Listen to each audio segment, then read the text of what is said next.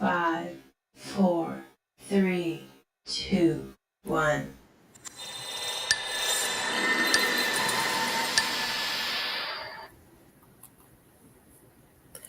Hello, beautiful people. Happy Monday. We are here to talk my favorite subject. Well, I guess my second favorite subject, because my number one favorite subject is myself. But we are here to talk my second favorite subject, which is horror.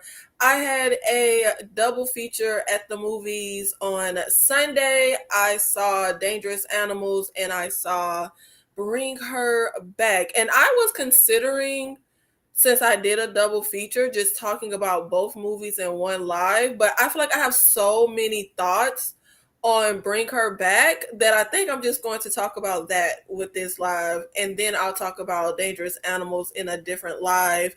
But I hope everyone is having a glorious Monday. I'm having a great Monday. Like, I'm actually having a really good Monday. Um,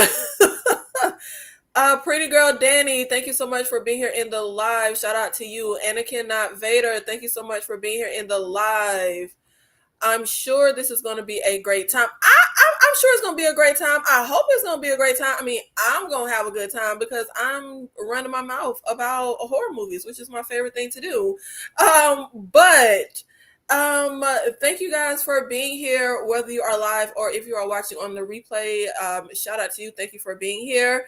And if you didn't pay attention to the title, this will be a spoiler filled conversation. So if you care about spoilers and you haven't seen the movie, go see the movie and then come back. And if you've seen it or you don't care about spoilers, well, we are going to get into it. Now, if you are not familiar, Bring Her Back is made by the same filmmakers who did the movie Talk to Me, which I reviewed on my channel at the time. And I wasn't the biggest fan of Talk to Me, but some of it is just me as an audience. First of all, I hate teenagers. I hate anything with teenagers. I wasn't a big fan of the whole, like, they have a montage of the teenagers like partying, and it just didn't appeal to me. In defense, it was an original idea when it comes to possession, but when I go to see a horror movie, it just wasn't fun to me. I don't want to sit through the teenagers partying sequence. But I will say, it was some good stuff in there though. I think I gave it like a mixed review. I had a lot of negatives. I had a lot of positives. I just rewatched Talk to Me for the first time a few weeks ago, and I actually really enjoyed it. Like, I really enjoyed it way more than my initial watch. And that's why I always love to rewatch movies, even if I don't like them, because I feel like I can have a different experience. Sometimes I love a movie and then I rewatch it and I hate it. And sometimes I hate a movie and I rewatch it and I love it. And I really like Talk to Me a lot more on rewatch. I still don't think it's the greatest thing ever. Like, people are really raving about it, but I definitely enjoyed it a lot more than I did the first time. But ultimately, I do think when it comes to the horror elements, when it came to the horror elements, I thought Talk to Me was really on point. And I absolutely love an unhappy ending. I feel like we do not get that enough, and we got that with Talk to Me. So the fact that these filmmakers were willing to go there, where if you look, American cinema, we like to give audiences a happy ending, and I'm not the biggest fan of that. So I was like, okay, they have the guts to give us a dark ending. I'm excited to see what they do next. Now, I went in to Bring Her Back completely blind. I literally didn't know anything. I mean, it's called Bring Her Back, so presumably we're trying to bring someone back from the dead. That's really the only thought I had. I didn't know anything else. And ultimately, I hated this movie. I'm so sorry. I hated this movie. I absolutely hated it. I think I either, let me see, I think I gave it a 1 star or a half star on Letterboxd. Honestly, that might be melodramatic. It might not be that bad. Yeah, I gave it 1 star. And my review says the movie should have only been 5 minutes long because the last thing she did should have been the first thing she did. Yeah, I gave it one. Honestly, 1 star might be melodramatic. And I really be feeling like maybe I shouldn't go to Letterboxd the second I see a movie, because when I be high off finishing the movie, I feel like I be rating it way too low. honestly, one is melodramatic. The movie isn't that bad where it needs to be a 1 out of 5 star. It's not that bad. Like, it's truly not. Y'all, I be too high off. Like, when especially the way a movie ends. If the movie ends in a way that like puts a bad taste in my mouth, and I hate it the way this movie ends, that affects the overall rating. So I don't stand by my 1 star rating. I think a solid 2.5 out of 5 stars is the rating that I will give Bring Her Back. That 1 star is melodramatic as hell. I'm so sorry. That's melodramatic as hell. I don't know what I was thinking. Hey, Adam, thank you so much for being here in the live. Shout out to you. I saw Bring Her Back late last night. Let me know if you've seen it. What are your thoughts? Do you agree or disagree with my 1 star rating? Or do you agree or disagree with my 2.5 star rating if you have seen it? But you know what? Let's get into the movie. Piper got on my nerves and she didn't deserve to escape. Oh, damn. Okay, that's a hot take. Of all the things, Piper did not get on my nerves.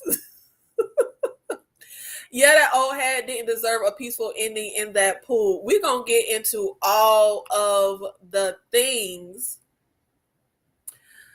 So if you are not familiar, Bring Her Back is about a brother and sister who uncover a terrifying ritual at the secluded home of their new foster mother. Now, ultimately, one of my big gripes with this second outing from these directors is the fact that this was not as original and creative as I would have hoped. There's actually a movie I really like called A Dark Song. That's a horror movie kind of in this same vein, where we have a mother dealing with the death of her son. And she goes to dark magic and a ritual to like seemingly get her child back. There's also the horror movie Anything for Jackson about grandparents who tried to get, I think either their dead pregnant daughter or like their grandson or something along those lines. I haven't seen it in a while. Now, even the invitation isn't about trying to get the dead child back, but it is about like grief and losing a child. But this was not as original and creative as I would have hoped.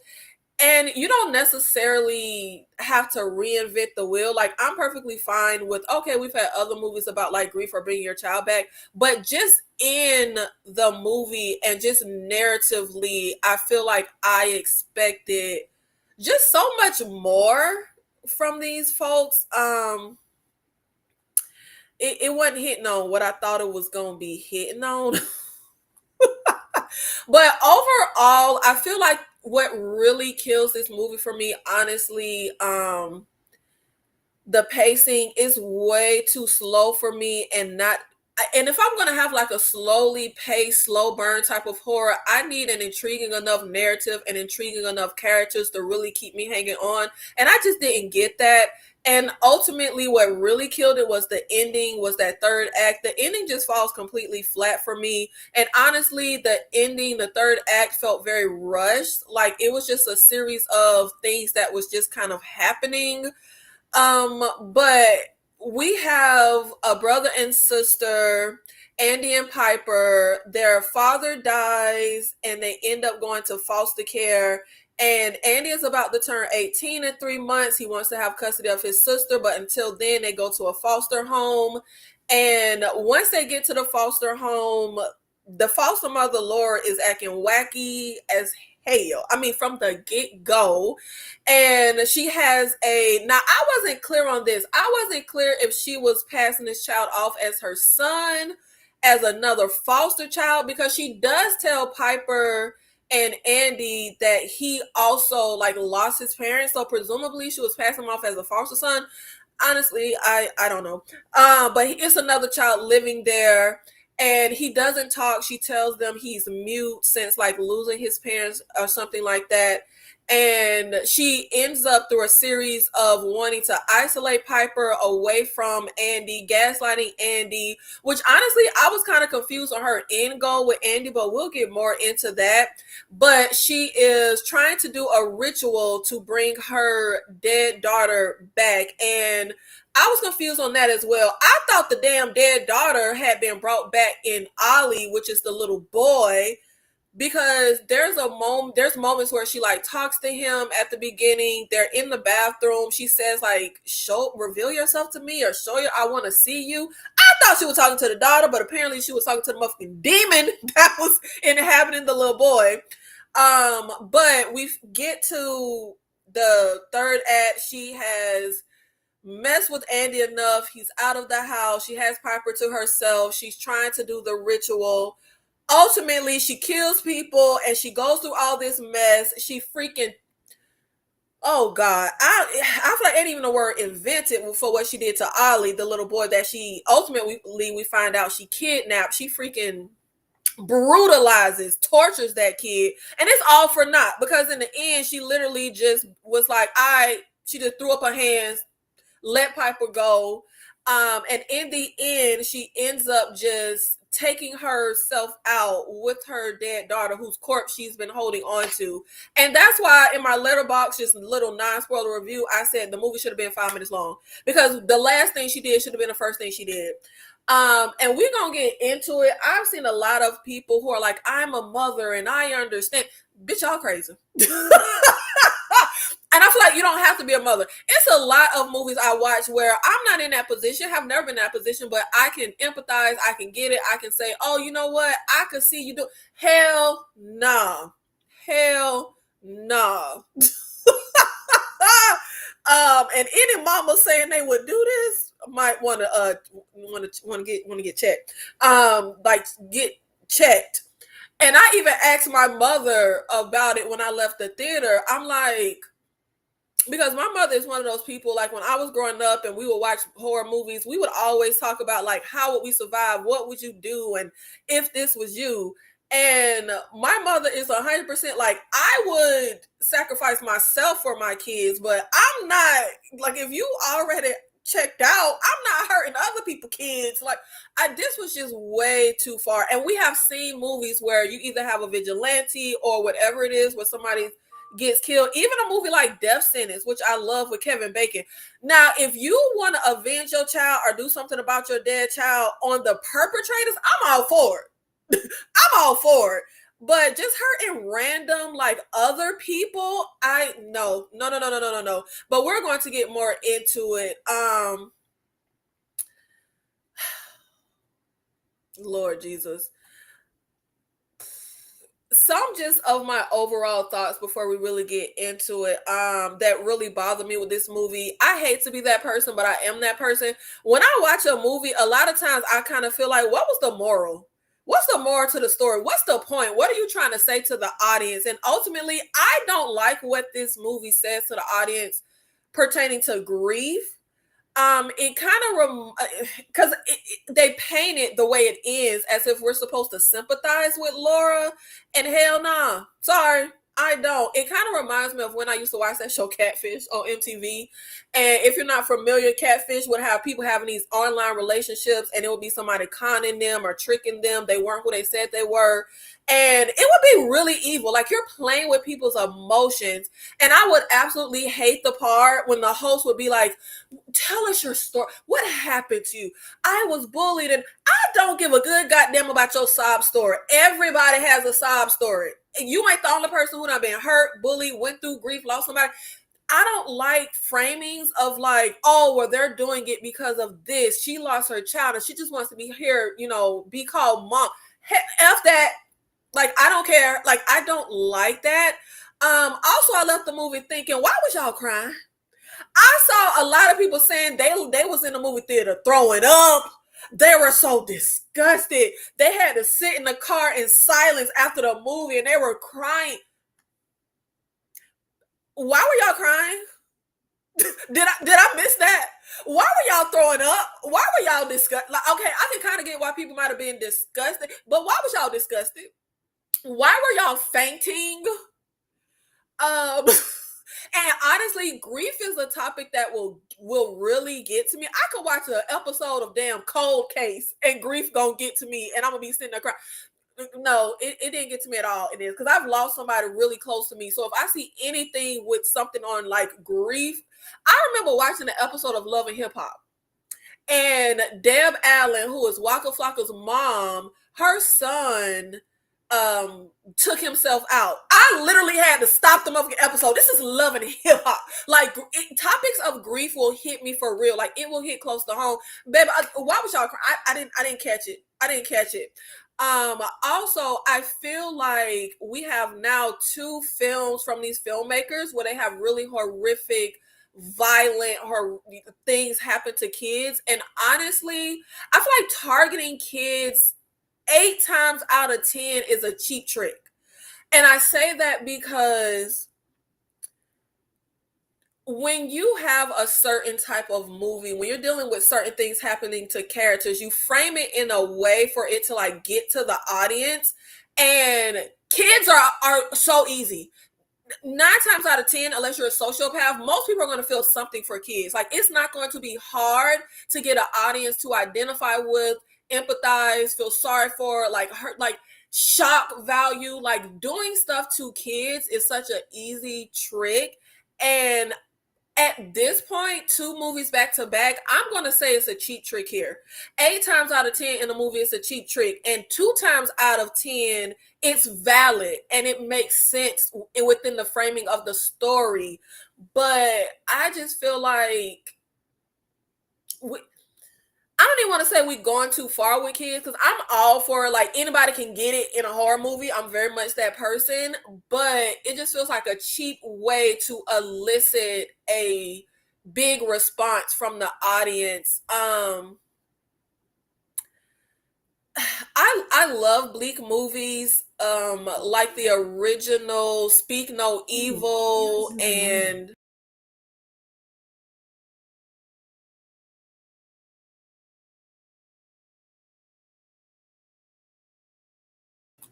I need to change the timing of when the Alexa tell me to take my allergy medicine, because it literally always happens when I'm on here. But what was I saying? I lost my train of thought. Okay, bleak movies. I do love a bleak movie. Okay.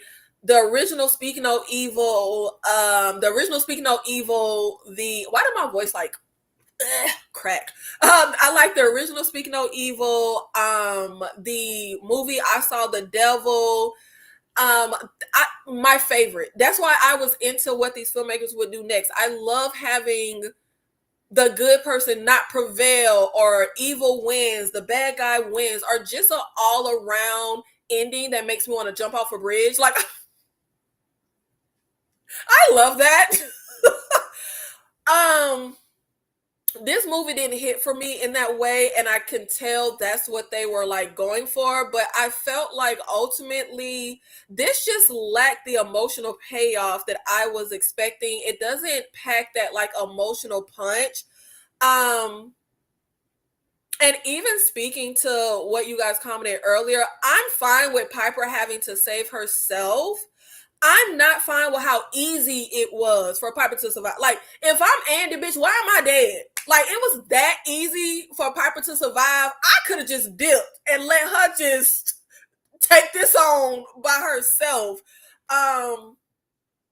But I feel like what was the big disconnect for me was just narratively, just emotionally.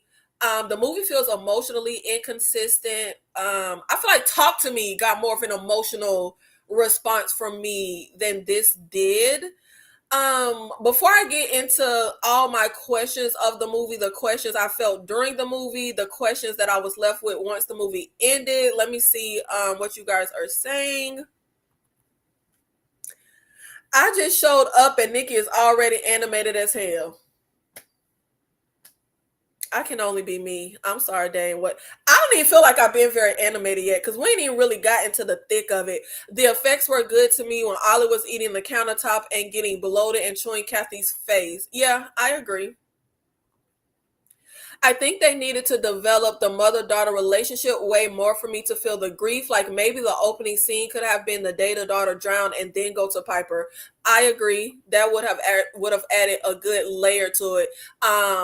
Because we're going to get into it, but a major issue is like I said, my disconnect emotionally, but it's really because like the emotional center of this movie is just it. Lord, we got a problem with Laura, because my thing is, if you're gonna have a character do horrific stuff, we need to be able to see them in a light where they're not just a monster. You know what I mean? Like you said, maybe we could have seen her actually be a mother and that relationship she have with her daughter. Like there are so many villains in a movie that I identify with, relate to, can understand, be like, yo, that was effed up. But you know what I'm saying? I get it though. I didn't get that here. And I feel like with the framing of the movie, that's what the audience response was supposed to be. But that didn't happen. Like, I understand why the Punisher was yoking us up in the street. Okay. You know what I mean? Like, there are certain, I understand Killmonger and his, rationale. There are certain villains where it's like, you know what? I get you though. Yeah, that didn't happen with Laura. It didn't work. It didn't work.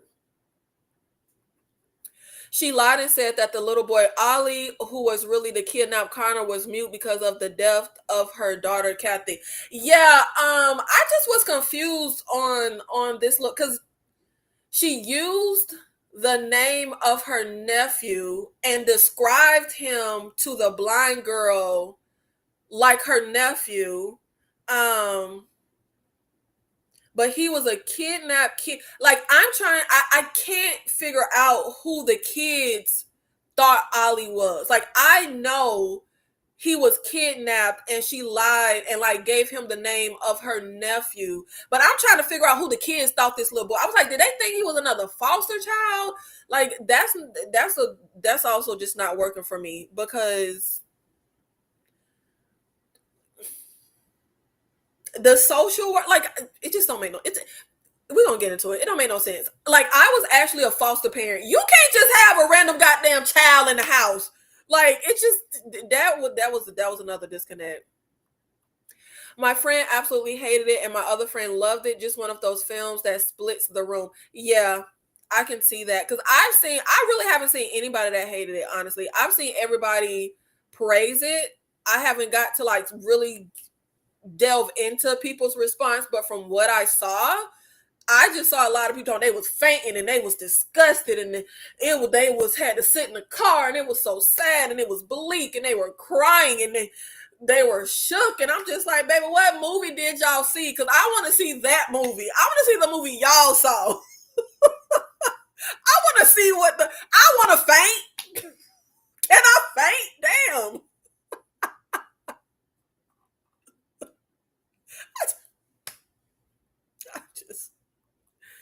You gonna have to ask Tyra. That's not my department.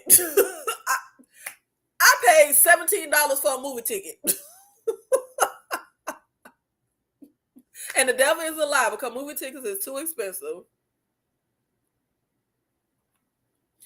I don't like that either. Don't just give me a random line of dialogue and that's supposed to be character building enough for me to feel something for it. No, y'all made this woman a monster the whole goddamn movie from the get-go. All we got to hear is her ex-coworkers say she was an amazing colleague. That's part of what I meant, Nikki. It was too easy for her to survive, and Andy deserved better. Absolutely. That's what I'm like. But I wouldn't say Piper got on my nerve, because that wasn't on Piper. That was just on the goddamn writing. I did hear though that the filmmakers had a certain ending and then they lost someone close to them in real life and changed the ending. I would absolutely love to see that original ending. Maybe that would have been the one that brought it home and was like that emotional payoff I was looking for. I'm mad that I can't remember them all, but we're gonna get into a few questions I had throughout the movie, because there were so many moments in the movie where I was like, this don't even make no sense. Like this don't, like I heard people saying like in Australia, it's like illegal. You have to have a gate around your pool, and she does. I don't give a good goddamn about that. I don't know nothing about that. But there were so many things like that, like in the movie, where I'm just like, how y'all even do this? For one, after Laura runs down the social worker and Andy with the car, she has a cracked windshield. She gets in that car to go pick up Piper. Baby, you cannot drive with a cracked windshield. The cops will pull you over. That's illegal. Like in Collateral, when Jamie Foxx got the cab and then the body drops and the windshield is busted and they get pulled over. Like, you can't drive like that, ma'am. No, like, nobody there was no cop. I don't know what Australia do, but y'all don't have cops on the road. Like, when the ticket people and stuff, like, nobody in the parking lot saw. I thought that was real crazy that she was able to go pick that little girl up with that thing cracked windshield.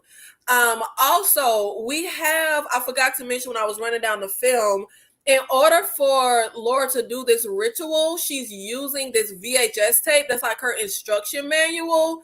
I was so confused on that. And I'm not necessarily that person that needs a movie to literally explain everything. Even I heard a lot of criticism with Talk to Me where people would say, well, where did the hand come from? I don't need to know where the hand came from. We could pick up right here. I'm fine with that. But this movie was way too many holes for me, question wise. What the hell she get this VHS tape? Was she a part of a cult before and that's how she got this? Because it seemed like she didn't know what the hell she was doing. So presumably she knew to this. She ain't true to this. There were so many questions I had with that VHS tape. Did she find the tape? Like, how did she? The hand, I don't need those answers and Talk to Me. The tape here, though, I need some type of context around this VHS tape. There was we had step-by-step instructions with this VHS tape, but also there's so many holes and questions ritual-wise. I was very confused on the rules of the movie. With Talk to Me, I completely understood the rules of the possession, this hand, how it works, what happens. I was so confused on this VHS tape and this ritual and how it's supposed to work. It just wasn't very clear to me. For example, she kept telling Ollie, not now, this isn't the time. Well, what's the time? When is the time? Why you ain't just do this ish the day the blind girl got in your house? Like, why do we have to wait for the rain to fill up the pool? Why we ain't just fill the pool? Like, I just was very confused on exactly the context of everything regarding this VHS tape and this ritual. Also, did Laura kill their dad or not? We have one random line of dialogue when Laura is not trying to, because she succeeded, when Laura is gaslighting Andy, and she literally says, I killed your dad in the shower, or something like, your dad died in the shower and I killed him. Something along the lines of, I killed your pappy. And I'm just like, is this a part of her messing with his mind, or did she really kill their daddy? I was very confused on that. Also, we have this white chalk line around the house, which I can use context clues in the movie that this binds that demon that's in the kid and he can't cross it. But once we get to the end of the movie,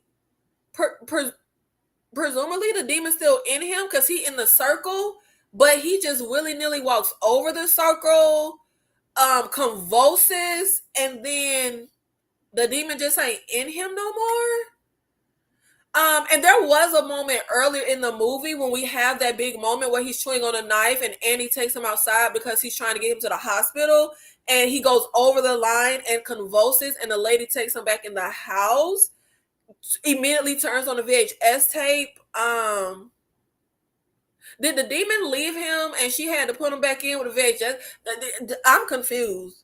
Because if the demon is in him until he crosses the white line, how is he able to write his name on that piece of paper in the kitchen? If that was a moment when the demon was still in him, it's like the rules of this world is real shaky, and it's not making a lot of sense for me. Maybe I just ain't get it. But also, this is more than pica. Buddy ate himself a wood table. His stomach was literally bloated as if he was 6 months pregnant. How the hell was that little boy alive? How the hell was that little boy and coherent enough to respond when they said, "What's your name?" Baby, a demon been inside you. You've been eating up the plywood, the dry wood, chalk, tendons, ligaments. That threw me. The way he just Connor Bird, like, how does say his name? It didn't make no sense. Also, what's with all the circles? Now, I get the through line and Final Destination bloodlines with the circles. That correlates to the penny. But there's a lot of circles in this movie. Circle around the house. There's a moment in particular that confused me where Ollie/Connor is on the outside of a glass door. Laura is on the inside of a glass door, and she does a circle with blood. And I think she does the circle a few times. And if I remember correctly, Ollie also does a circle. I didn't understand what was the through line with all the circles. Also, how long that damn daughter been dead? Because the caseworker don't know the daughter dead. When they finally have that confrontation and she says something about her daughter, the caseworker is like, "What did you do?" She does tell a story to Andy about her daughter at the graveyard. I think that was a lie. I think that was just part of her manipulation. Like, she was trying to get him to open up and be vulnerable so she could use it. I doubt she was truly being vulnerable. Like, I feel like she made that up because the baby body was in the freezer. So how the hell was the baby buried at the graveyard? But I want to know how long the daughter has been dead, because that also plays into my questions with the ritual. Because she kept telling Ollie it's not time, and just verbiage of like waiting for a specific time. So how long has the daughter been dead? How long has the demon been inside of Ollie? Because the VHS she watched, it didn't seem like that ritual happened over the course of days and weeks. It felt like that ritual happened all in the moment. We got somebody, we put the demon in them, we put the person in, like, everything. Why didn't we line this up, we as in Laura, where we have Ollie, we get the blind girl, we put the demon in Ollie, eats the dead daughter, goes into the blind girl? Why did we prolong this? But again, that's the shaky rules of the movie. Also, when I was questioning, did Laura kill the dad? What is this place Laura takes Piper to towards the end of the movie? Piper seemed very familiar with this place. It seems like she has friends at this place. Presumably, Laura set her sights on Piper and killed the dad because she has a blind daughter. So presumably there's certain places for kids with disabilities. Maybe she also took her daughter to this facility. She was a caseworker for 20 years. They don't necessarily, I don't think they tell us when she stopped working. Not a caseworker. She was like a child counselor, but at like the social services place. They don't tell us necessarily when she quit. And we do know Andy got into trouble, was kind of in the system when he was a kid. I'm just wondering, when did she set her sights on Piper? Or was it just luck that she just so happened to get a blind girl? Like, all that feels shaky to me. Also, when we take the kids to their dad's funeral, why did Laura chop off the dad's hair? Why did she need their dad's hair? If I remember correctly, she feeds the hair to Ollie, doesn't she? I could have sworn she put the hair in that little boy's mouth. What was that about? Why do we need to cut the dad's hair? Also, when we get to the end of the movie and Piper comes home, why does the Ollie demon sound like Andy? Like, why even do that? What was the point of drawing Piper into that room? I thought he was finna bite the damn girl, but he didn't do nothing to her. So what was the point of that moment?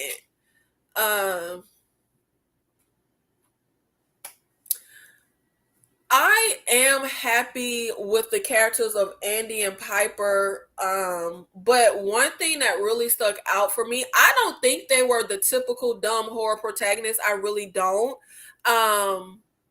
But I found it glaringly odd that Piper and Andy didn't have any questions about Ollie. They didn't find it odd that Ollie was never a part of anything. He was always locked up. Even if they didn't know that he was locked in the room, he was always in the room with the door closed. When they're getting drunk and taking shots and singing, I would have been like, babe, what the hell is Ollie? Like, it was just very odd that all our interactions, Ollie would just be off somewhere and nobody paid any attention. And speaking of, Ollie breaks out of the house in the backyard and Laura has no clue. Baby, if you got this demon in him and you trying to get your daughter back, wouldn't you be clocking his every move and whereabouts? I just thought that was a big glaring hole for me when it came to Piper and Andy. And maybe not so much Piper, she blind. Maybe she didn't know if the boy was there or not. I don't know. But I just found it odd that, like, if we was eating dinner or hanging out or we about to go running and like just all the stuff they were doing, we don't find it odd that Ollie is never having fun with us. He's never a part of anything with us. Like, I just thought that was a big hole for me. Also, something that didn't work, like a lot of the movie felt contrived to me. So part of the gaslighting is Laura trying to make Andy think he's peeing on himself. I forget what she was doing with his phone, but she uses his cell phone while he's asleep. She opens his eyelids and shines the bright light in his eyes, and he doesn't wake up. If I'm asleep and I get an alert on my phone and I roll over to check it, baby, that light, and I keep my light very dim on my phone, it be glaring. I'm like, God damn. And pouring water on, or not water, it was pee, but pouring liquid on somebody, that don't wake your ass up. Like, how deep of a sleeper was Andy? That ain't work for me. And maybe I'll give you a pass on pouring the liquid on somebody, but shining the cell phone, opening someone's eyelids and shining a cell phone in their eye, that don't make no goddamn sense. And this is a new person to her house. It's certain people that I know, like I know them. I know they're a deep damn sleeper. I probably could smack them in the face and they won't wake up. And there's other people I know, I'm like, oh, they're a real light sleeper. If I even try to tiptoe, they're gonna wake up. She don't know Andy to be bothering him to this extent in his sleep. How do you have any clue? Because she didn't put nothing in his drink to make him like fall asleep before he went to bed, so you know, oh, this is knocked out. That wasn't adding up for me. It just felt like the movie was a series of, we want something to happen, so we're gonna just make it happen. But this was something real big for me. I was just like, her fooling with this kid that she don't even know. You don't know if he's a light sleeper, deep sleeper. You shining bright lights in his eyes while he sleep. That didn't add up for me. That didn't make any sense for me at all. But speaking of Andy, and also along the lines of this ritual and all the time she was taking, why have a loose cannon running around? Like, and from the VHS tape, somebody gets hung. I thought she had to hang or kill Andy. We have this delicate balance of this ritual. There's some timeline that I'm not clear on, but it's a timeline because he keeps saying something about the time to Ollie. Why not just kill Andy and say he ran away? What was the end plan? Like I said, she was gaslighting him. She was mad when he got let out of the hospital. Like, you had a psychotic break, they let you go. She tried to flip it to make the people think he was being physically violent. But that's not a long-term plan to me, because his sister still love him. He still love his sister. They'll still have some kind of contact. So what was like the long-term end game? Let's say the ritual was successful and you put your daughter in Piper. Let's say you successfully was like, oh, he violent, get him out of here. And they remove him and put him in another foster home. Putting him in another foster home doesn't mean he has no contact with his sister. I was just very confused on the long-term goal when it came to Andy. Like, you got him peeing on himself and you gaslight him and you doing all this stuff. But what were you going to gain in the end? Like, it just wasn't, it just seemed to me like it would have been easier to just kill the kid, or like drug him up and have him tied up somewhere, incapacitated, and you just tell a tale that he ran off. Like, it just didn't make sense to me. Like, you would have this loose cannon running around, potentially able to muck up your whole plan. If it's that serious for you to get your dead daughter back, that you're doing all this, I just don't see you letting a loose cannon type of variable just run around. That just didn't make any sense to me. Then when we get to the very end of the movie, where we talked about how so for the ritual to be complete, the person who the dead person is going to go into has to die in the same way. So she goes to drown Piper. Why did Laura just give up and let her go? Presumably they frame it as if Piper says mom and that clicks something with the lady. That don't make no sense though.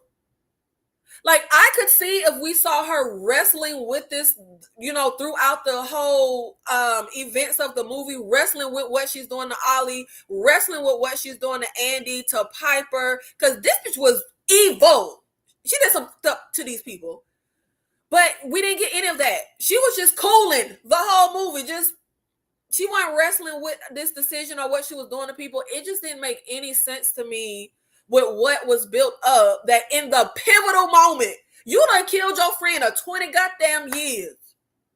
You done did all kind of horrific stuff to this innocent kid that you done kidnapped. You done killed Andy, another innocent kid. And now that we're at the home stretch, you just give up?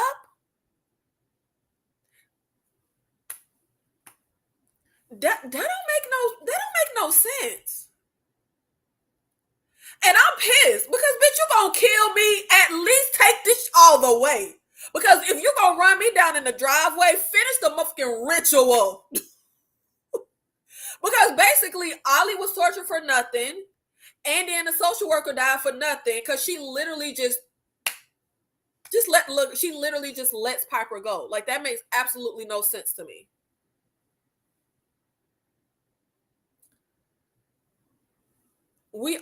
I just thought about this because it was a lot of moments where certain things just didn't make any sense. And I can't remember them all, but I just thought about another moment. When Andy finally goes to the social worker after the big blow up to say something is wrong, and he sees the missing child poster, and he puts it together that Ollie is this kidnapped kid, Connor Bird, and he tells the social worker everything, and they go to Laura's house together.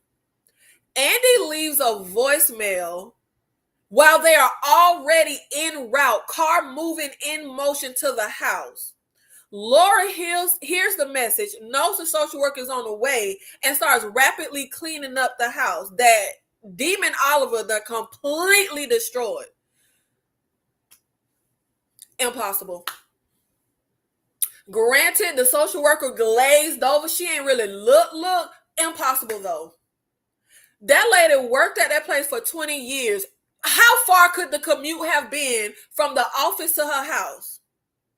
Because the kind of cleaning that needed to take, baby, that should have been a 12-hour, 7-hour. That should have took hours. It ain't no way she could have got that house straightened up enough in a little time it would have taken them to get to her house. Because we were already in the car. The car was already rolling. We were already driving. It just didn't make any sense. Also, the little girl, Piper, left her phone at home. If I'm dealing with the fact that Demon Ollie attacked me, bit a hole out of my arm, the whole house is messed up, why would I take the time to go look at her phone? Like, how did she even know he left a voicemail? Like, I'm not buying this series of events. If somebody leave me a voicemail, I literally have to look at my phone and see I got a voicemail. Like, yeah, I think your phone, and I think that was an iPhone in the movie. I think with an iPhone, there's maybe a little small chirp or chime, but it ain't nothing that should catch your attention with everything Laura was dealing with in this moment. Like, where was the little girl phone? Like, it ain't make no sense to me. For me personally. Then in this moment when the social worker comes in, Laura starts bleeding. Why did she tell on herself? You done did orchestrated all this. You couldn't make up an excuse for why you was bleeding, especially when you just said the kid attacked you and was violent. You could have attributed it to that. It just didn't make any, like, it was just so many moments, like the pool, letting Piper go, spilling her guts to the social worker. It just really didn't add up with what was being built, that she would suddenly get real frazzled and frantic and desperate and just tell on herself in this moment. You weren't caught. You're just bleeding. She didn't see the big hole chunk took out of your arm. You're just bleeding. Like, I just don't, that just didn't make any sense to me. That just didn't make any sense to me. Also, the way that Andy dies, what was the point of Andy drowning just like the daughter? I thought the point of that was she was going to end up putting the dead daughter into Andy, because they made it a point to tell us the person has to die in the same way. So what was the point of him drowning? Also, I feel like that drowning was real easy. And I get Andy had just been hit by a car, but I just didn't buy that she should have been able to hold his head under that water and kill. But take that out of the equation. What was the point of him dying like that? Like, what was the point of drowning him if it wasn't connected to, oh, somebody has to die in the same way the daughter died? Like, but that's just a few of my series of questions that this movie left me with. But I want to get into the useless caseworker. But before we go there, and I want to get into some of the positives. I don't want this to all be negative, but let me see what y'all are saying in the chat. Trent King, thank you so much for being alive. Shout out to you. Remember the boy being wheeled out of the hospital and talk to me, and it taking 20 to 30 minutes for her to push. Oh, that irked me. Yeah. For her to push a wheelchair from the hospital to across the street. These creators don't understand how time works. Apparently they don't. They really don't. Because even if your house, I mean, her house was in shambles. But even if your house ain't completely in shambles, let's say somebody suddenly finna come to your house and you want to straighten up real quick. Baby, the time it takes somebody to just get 10, 15, 20 minutes to your house, you may feel like, man, it ain't even enough time for me to hurry up and try to straighten up, let me throw my comforter over the bed, make it look like the bed fake made. It's no way that mess they showed us, she could have been straightened up enough for that social worker. It's just impossible. And for you to work at a place for 20 years, you are not doing a 5-hour, 3-hour commute. They should not have had more than about, you know what, I'll even give you some grace. 15 minutes to 30 minutes should have been the commute with traffic from those offices from that office to her house. That made no sense. I think she listened to it live as he was leaving a message, or saw that he was calling and let it ring out. I'm still questioning the validity of these series of events, because where was the little girl phone, and why was she even clocking the phone to know the brother was calling when that demon Ollie literally just attacked her, bit a chunk out of her arm? She damn passed out. She comes in the house. She see all the stuff that's happening. She put Ollie, get the demon back together, whatever the hell, and got him eating on the daughter in the free. Why are you clocking who calling Piper's? And I'm pretty sure her phone ain't popping. Couldn't nobody call her but the brother. I just don't buy it. Of all the stuff that your character is dealing with in this moment, why would she be clocking who calling the little girl phone and clock the exact moment that her brother is calling? Like, I don't buy it. Maybe that's nitpicky, but that series of events that happens in those that sequence in those scenes, it just doesn't add up at all. She could have said, Andy attacked me to explain her bleeding. Precisely. And she's been so calculating the whole movie. She ain't break under pressure yet, but all of a sudden, just because This oblivious ass social worker who ain't saw nothing says, that's blood. Why are you bleeding?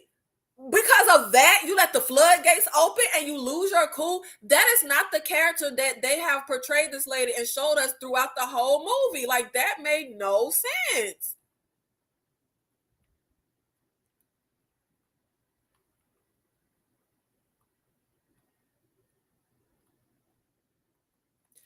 And that confused me too. It was a dry, weak ending, but Kathy's face was half eaten off anyway. Kathy, the dead daughter.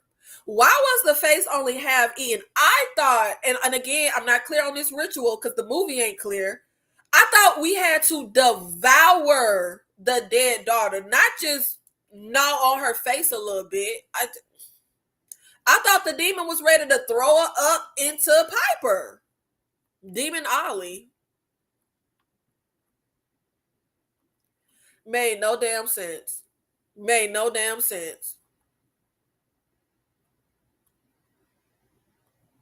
Baby, when I tell you, we got to the scene where she, and why you could, I done had to take a drug test a time or two and had to pee in a cup for a job way back in the day. Don't you sit on the toilet and catch the pee in the cup? Why would you squat in the middle of the room? That threw me off. I'm sorry. Does that make, like, was I peeing in the cup wrong? Like, does this, did this make, why would you pop a squat in the middle of the damn bathroom? That was so weird to me. But when we got to that point, I said, oh, this must be why folks were throwing up and disgusted. I said, oh, I thought she was about to, because they kept showing, and that was something else. I'm mad I can't remember them all. There were moments in the movie where the director would put our attention to something, but it was kind of to no avail. They kept drawing our attention to the little protein shake that Andy was using and doing his little workouts. I thought she was finna put the pee in his damn protein shake. Like, I thought that was the disgusting thing that had people fainting and throwing up. But no, she just poured it on them. And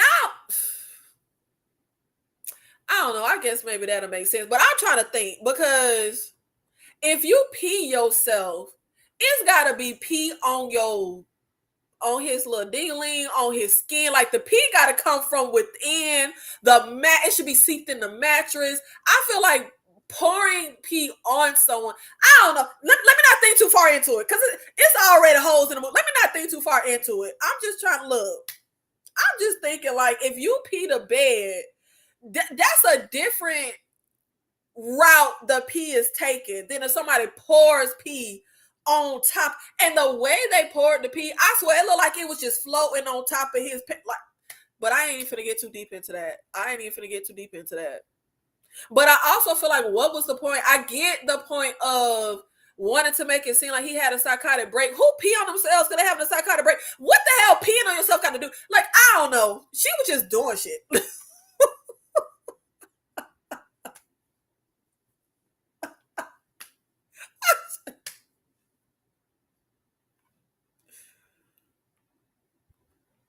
Man, I'm talking, that's why I'm like, everything felt so contrived. And that whole third act, final fourth quarter of the movie, that series of events was just a bunch of, this don't make sense. Y'all just wanted to make this happen.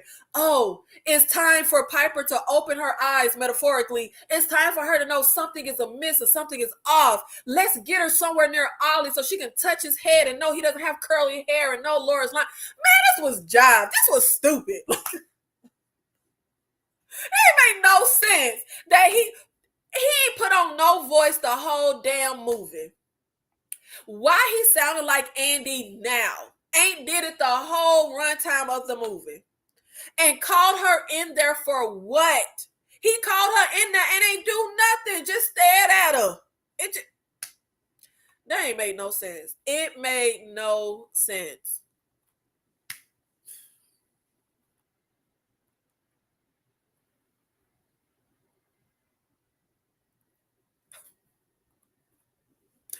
The big clue was her using a VHS tape. She didn't know what she was doing, and it looks like Kathy was getting freezer burned. She been in there for a minute. That's why I'm like, what are the rules of the ritual?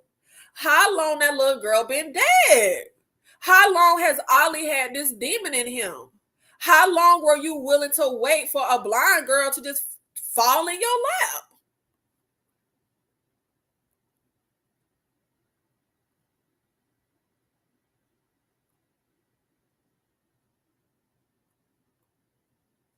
The first time Connor stepped over the line and convulsed and threw up, he might have gotten rid of part of whatever was inside of him, and him being conscious enough to step over the line again was weird. Yeah, but it's inconsistencies, because if it took him stepping over the line the first time and got some of whatever the demon was out of him, how did he write his name? Because that happens before that. That demon should have been had taken over him in that moment. He shouldn't have been cognizant enough to write his name. Like, it just doesn't make any sense. Even the second time, I don't know. The second time he stepped over the line don't make no sense, but I could give it maybe a pass if I think hard enough and say, okay, well, the ritual got interrupted. Maybe the demon had already hopped out and the lady let Piper go in the midst of the ritual. Like, maybe the demon was out of him, but it just don't make sense, because if the demon was out of him, he was walking across the property to that line, if I remember correctly. I'd have been running. It's just so shaky. It's just so shaky.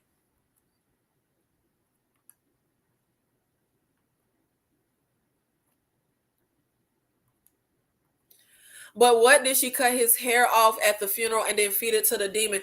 That makes no sense. I swear, it's so many moments in the movie. I'm just like, this just don't even make sense. What did the dad's hair have to do with the ritual? What did it have to do with anything? Why did she need to feed it to Demon Ollie? Like, it's really just no rhyme or reason. It just really isn't.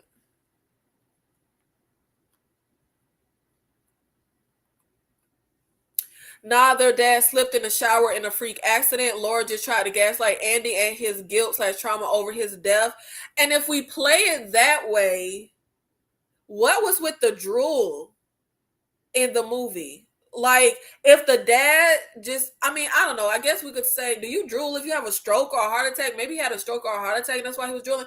But if we play it that way, and she just said that line to mess with Andy's mind, which means she did not orchestrate Piper being here, how was she going to complete the ritual? So I just so happened to have my dead daughter in the freezer, and I kidnap a little boy so I can put a demon in him, and I need another party to put my dead daughter in. And in the midst of me doing all of, and I just so happen to have a VHS tape that okay, let's break down a series of these events.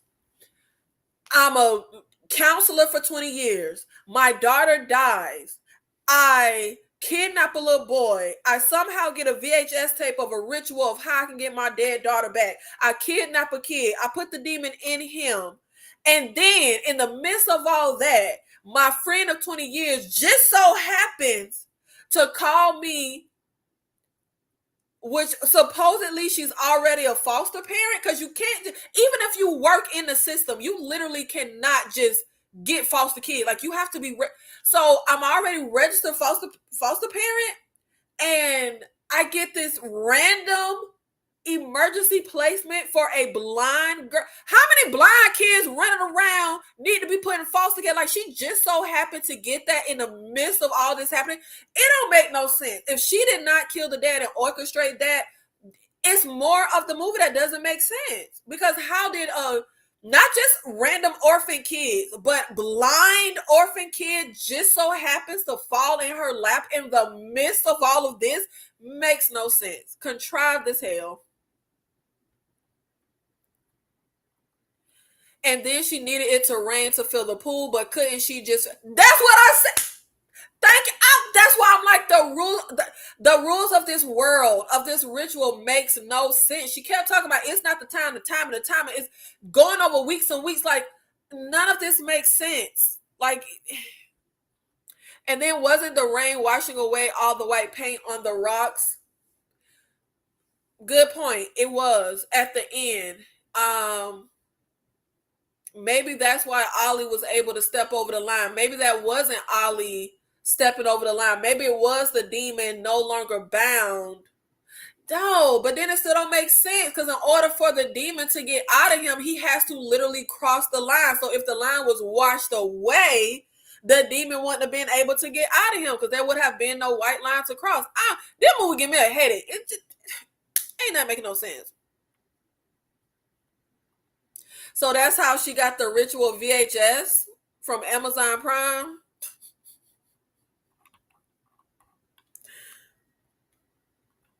Because it's like I be feeling like when I see a movie like this and it's like I have this, I start to feel like, okay, maybe I'm being a little too nitpicky.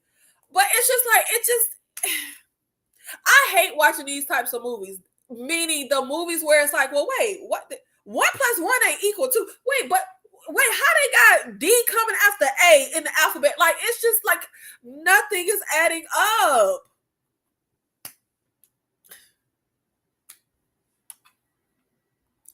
I'm pretty sure Connor didn't survive that. I'm pretty sure Connor didn't survive that. He just got his name out as a cheap way to give him agency. I wanted the little boy to just get put out of his misery. Like, for real. I just wanted Ollie to get drowned in the puddle. Like, just get Ollie out of his misery. But let's get into just a few thoughts on the useless caseworker. And then I want to get into some of my positives because I hate just all negative review. I gotta say something nice.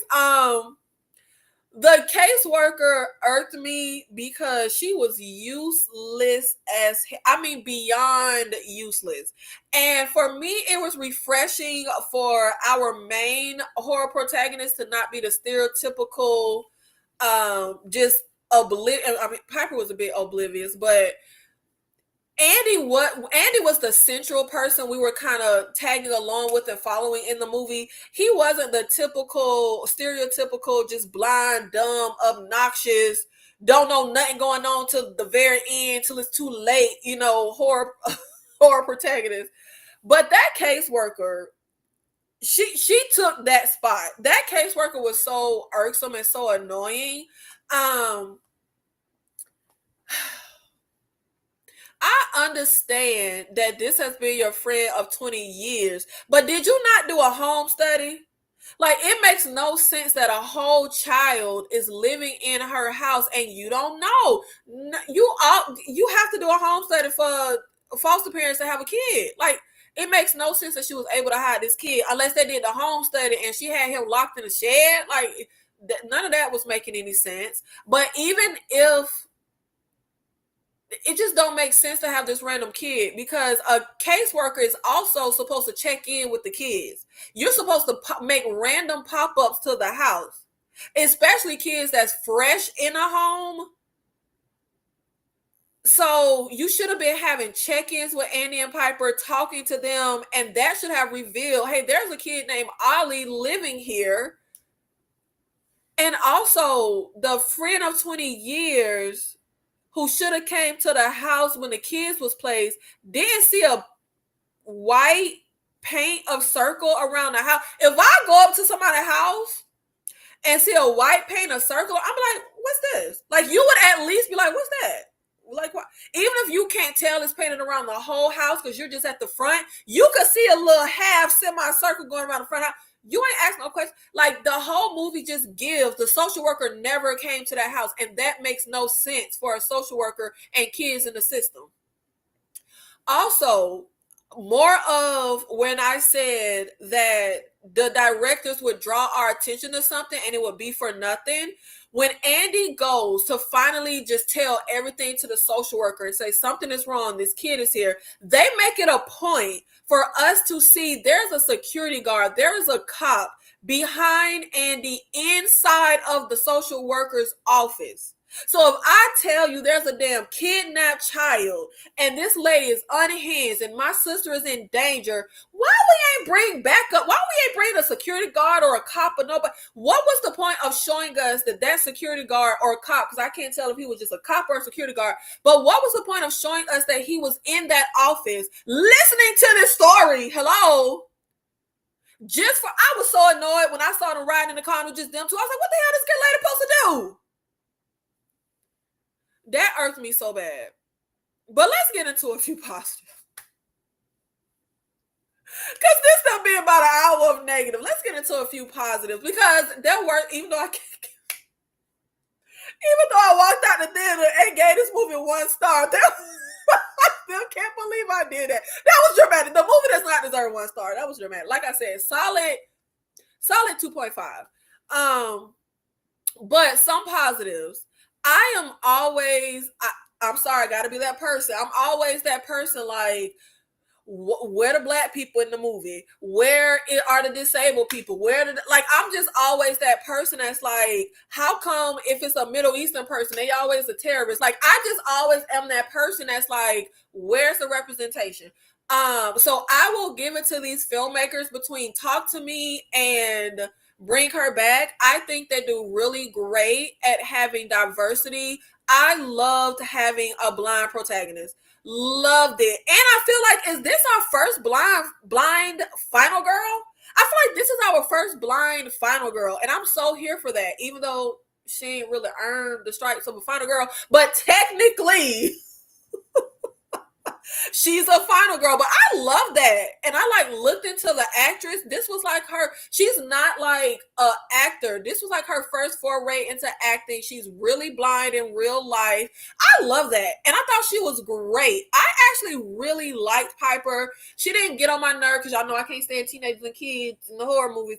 Because they're just gonna always be written very obnoxious. Even though she was unusually obnoxious to me. Not obnoxious. Even though she was unusually oblivious to me, and she just easily kind of was siding and getting close with the foster mom over her brother, she didn't bother me. I actually really enjoyed her, and maybe it was because I was on a high of being happy to see a blind central character in a horror movie. I kind of feel like outside of the original TCM, where old boy's in a wheelchair, I feel like we don't really get disabled people in horror. It could be a few movies that I'm forgetting just thinking off the top of my head, but it's not something we really get very often. I feel like I think somebody was in a wheelchair in one of those Friday the 13th movies. Demons, my favorite Italian horror. There was a blind guy in that. But he was just an ensemble. He wasn't like a central, but we don't get that very often. And I personally thought it was pretty refreshing to get that in this movie. And I like that it didn't feel like a little cheap ploy to have certain things in the movie. Kind of like,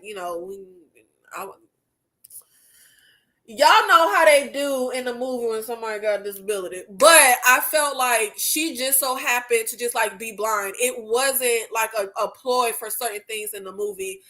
Some more positives. I truly think these were phenomenal performances. Phenomenal performances. The lady playing Laura, Andy, the kid playing Ollie, everybody were standout performances. That was really the central just line in the movie that kept me kind of like, okay. That's why I said they didn't kill it until they killed Andy. But before that, I was like, okay, you know what? I'm kind of bored, honestly. Like, I'm not really feeling 100%, but the performances were so good and so captivating that I was like, okay, there's at least some type of marker to like hone me in and keep my mind from, because I was pretty bored, keep my mind from just wandering off. I'm staying engaged because the performances were so freaking good. My favorite, though, was the kid that played Andy. Oh, God, I loved Andy. And I thought it was so refreshing to have a teenage male in a horror that you didn't want to just die. Like, you weren't like, okay, we need to kill her to come to hell on and get his ass. It was so refreshing. Great sound design.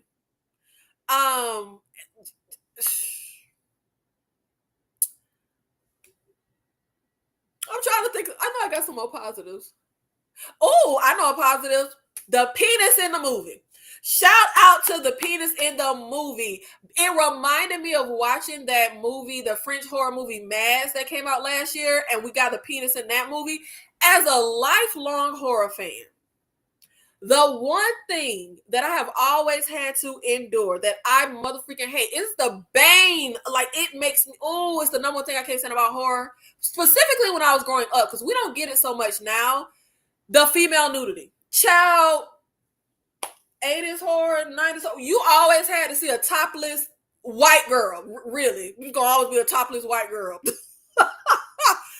Oh my God, it was nauseating growing up watching horror, and you just get female nudity for no damn reason. There's a horror movie in particular, I think it's Pieces. Literally every single solitary movie, or every single solitary woman in that movie, no exaggeration, dies naked.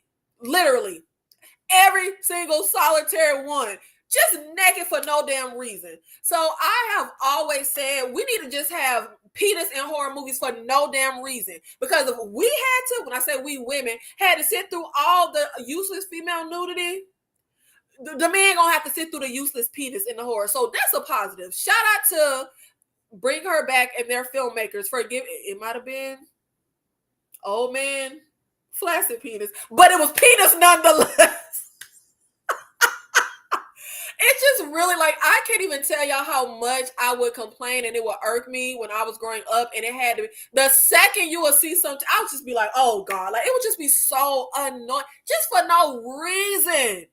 Oh, it used to drive me crazy. And another positive I will say, the emotional payoff, I guess they thought we were getting at the end, and seeing baby floating in the pool, we didn't get. But what I did like, what was a good payoff to me, and could have had me cry if they would have had everything leading up to it much better, was we had, when the dad died, Andy tell Piper there was a plane flying overhead, that's how the dad got to heaven. Like, you take a plane.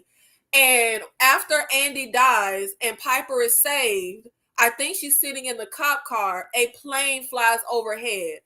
And it just mirrored back what Andy said. That was a good emotional payoff. Like I said, it could have been better if, the events leading up to that moment. But that was a good little center from something we saw mirroring where we end up with the character. That's what we should have done with Lord. But, that's neither here nor there. We're talking about the positives right now. But I want to get into the biggest issue and disconnect for me, which is the framing of Laura, how the character is written. But let me see what y'all are saying in the chat before we get there. Oh, Pieces is terrible. Pieces is terrible. But I swear to God, every single woman dies naked. Like, it just makes no sense. It makes no sense. Yes, it was a long shot. I was like, yeah, make the men sit through this. Because I think in Mads, it was like a quick moment. It was when the kid goes to take a shower. But yeah, they lingered on the penis in this one. They lingered, okay? They really lingered. Wasn't there a blind man in that movie where teens try to break into his house first? Oh, yeah, good point. I forgot about that. That's why I was like, I probably wasn't thinking on top of my head. What is that? Don't breathe. Yes, he was blind. Good one. Or the deaf little girl in Orphan. A deaf girl in Orphan. Oh, the daughter. Yes, good ones. Yes, still very few and far between. But yes, you are correct. I wasn't thinking of. That's why I was like trying to think off the top of my head. It wasn't coming to me. But yes, we got Don't Breathe in Orphan, where the little girl is deaf, and our central character, villain, but central character is blind. Yes.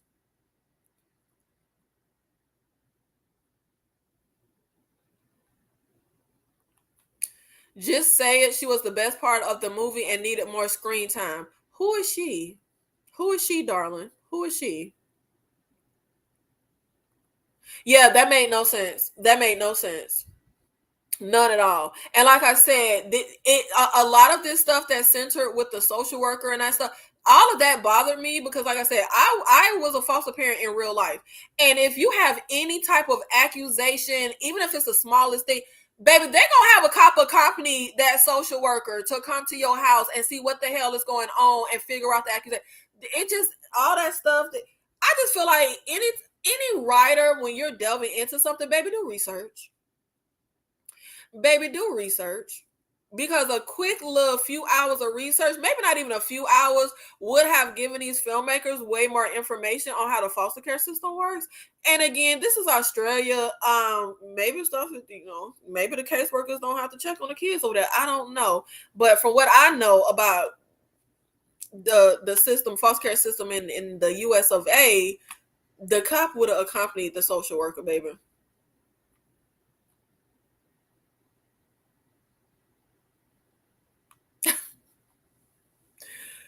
You can't tell by the way Wendy, the social worker, was running from the house that she was lacking in fudging her visit. She was lazy. I'll talk about a check on them kids not one damn time. The car crash did make me jump out of my chair. I didn't jump, but it was definitely very unexpected. It was definitely unexpected.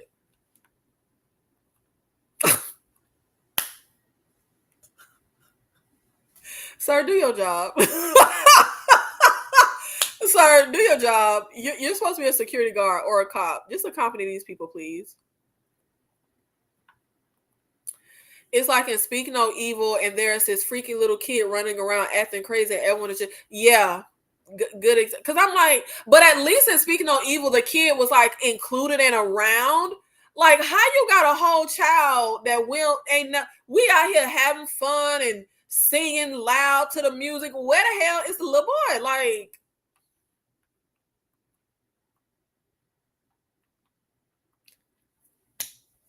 when she sucker punched that little girl while she was sleeping, my mouth flew open like, what? Thank you. And we finna get all into that. Yes, exactly. Exactly. So on that note, let's get into one of the biggest things that I feel like they fudged with this movie is my disconnect with Laura. Um, like I touched on earlier, if you're gonna frame a villainous character and you're gonna frame it in a way where we're supposed to feel something for them, um, we need to see things that gives us some type of emotional connection. Laura was evil. Laura was a menace. Yeah, popping that little girl in the eye. The body that you want to put your daughter in. She, you know what she should have did? She should have blacked her own eye. Like, I just felt like, how in the world are you doing something like this to this little girl? Like, I wish we could have played it more along the lines of like Laura's plan when it came to Andy, where as the audience we question, did he hit Piper, is he peeing on himself, is he losing it, as opposed to just all the reveals of Laura being behind everything. Because I feel like we needed to have some type of connection with Laura, and then y'all can kind of slowly pull the rug out and have her start to do little things and go a little crazy. There's so many movies like that where somebody starts off charismatic and you get endeared to them, and then all of a sudden they start doing little things, and it's like, and then it starts escalating and escalating and escalating. I wish they would have worked more with that instead of just constantly showing us that Laura was behind everything, and we just know, like, and that's another issue with the movie. You know everything, like, you know what. It's a very predictable movie to an extent. Like, the way everything rolls out, I just felt like, let's have some type of mystery. Don't show Laura's hand and just fully show her hand in the movie. Laura is set up from jump, like I said, as weird, as off-putting. She immediately invades Andy's privacy. Like, who the hell just reads somebody say, oh, you got a message? And that's not like the way we framed her, disrespecting Andy's boundaries, alienating him from the get-go, calling him the wrong name, cropping him out of the picture. She has so many things that she does in a movie that does not frame her in the way to be likable. For us to feel, you can't just say the character has a traumatic backstory, that's their motivation, their daughter died, but have them do a series of things to a character that y'all are making likable and that you are endearing the audience to. Have them do a series of horrific things to them and an innocent kid, and then we're supposed to feel something for that character. Hell no, that's not how this works, sir. Or sirs, for both of them. But the way she treats Ollie, that kid was literally tortured throughout this movie.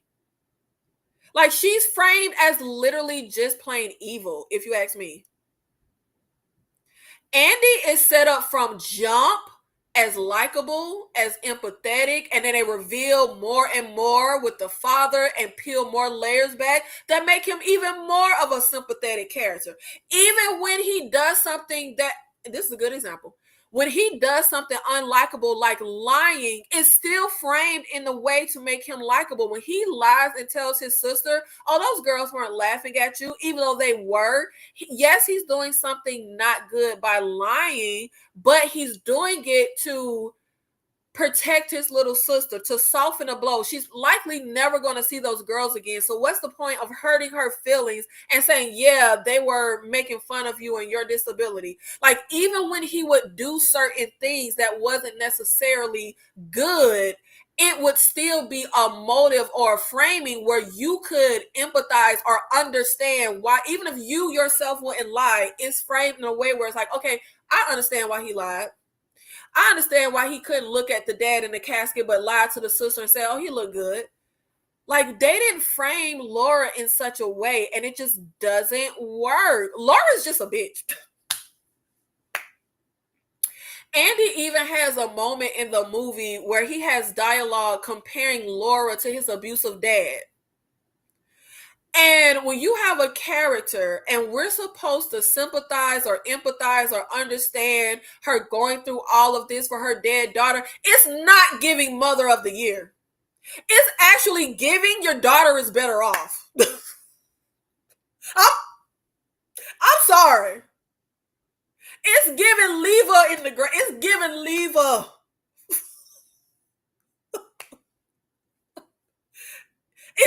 It's halfway given. Did your daughter jump in the pool on purpose to get away from you? Look, I'm sorry. And like I touched on earlier, I don't like the framing of grief and how it's explored in this movie and how it's used in this movie. Ain't enough grief in the world. I'm sorry. To murder, to torture innocent kids. She was so heartless. Like I said, she did not wrestle with any. We've seen movies where characters do horrific things and they kind of wrestle with having to do it. They kind of have to push themselves, remind themselves of why they're doing it. They don't enjoy it. This bitch enjoyed torturing Andy and gaslighting him and being heartless with the father. Come on, kiss your dead daddy on the lips. Bitch, she was enjoying pouring that pee on him. That's not how you frame a character that you want the audience to feel sympathy for. At least not me. The literal trauma that she inflicts on the Bird kid. Let me stop calling him Ollie. That ain't his real name. The Connor Bird kid. The trauma she inflicts on Piper. Piper had to find her dead dad because Andy froze up. She also has to find her dead brother. Ultimately, the way the movie frames Laura for me through her actions, Laura is selfish. Laura is self-serving. She doesn't care who she destroys, kills, or harms as long as she gets what she wants. I don't empathize with Laura at all. And if you're going to have a character do horrific things for a seemingly sympathetic reason, losing a child, and I'm saying seemingly because that would, in any other case, be sympathetic, then for me, there needs to be a sense of like desperation. And it's like the movie tries to make us feel that way, but that's not how it plays out. Desperation for me means a crime of passion, not premeditation. She was calculating as hell. And like I said, she was enjoying it. And I would think a mom, a mother of all people, wouldn't have just empathy for her child. She would have empathy for kids in general. Like, have y'all ever heard, I don't think they did it past maybe the early 90s. I think it was something they did in like the 70s, 80s, and 90s. But have you guys ever heard of parents telling their young kids, if you get lost or if you get hurt and I'm not around, find a mom? Like, that was a literal thing, because typically a mom would help kids, even if it's not her kid. Typically a mom, if she sees, like, there were stories like, a mom sees a child being kidnapped that isn't hers, she's likely to jump in to help the child.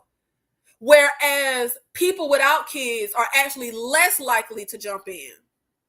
Like, a mom would have more of a heart for kids. Like, a mom wouldn't be able to watch what's happening to the Connor Bird kid and just be content and turn on the VHS and do his little forehead. None of this makes her a sympathetic character. And none of it gives she's a good mom. Sorry. That's judgmental, but... And I also feel like the movie wants to frame it as if Laura lost her mind. She's consumed by grief. I didn't know. That's not what I got.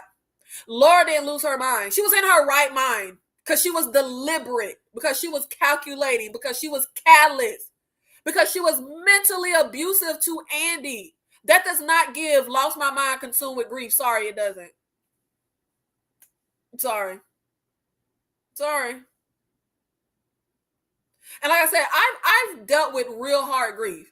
And I said some stuff that I'm like, I feel like that ain't even who I am. Like, I can't believe I did that. But again, it wasn't premeditation. Like, I feel like if you're consumed with grief, it's more knee-jerk things. It's, I'm standing in the courtroom and the killer that took my child is found not guilty, and I just suddenly snatch up the courtroom officer gun to shoot. Like that. But I can't plan to murder him before I come into the courthouse and claim, oh, grief overtook my mind. No, baby, because if you're in a right mind enough to me, and I'm not speaking like mental illness right mind, but if you're not mentally ill, because grief is not a mental illness, if you're in your right mind enough to plan and calculate and be deliberate, to me, that does not give lost my mind, consumed with grief. Like, it just doesn't. Sorry. For me, for the way this character is framed. Like, it just doesn't. It just doesn't.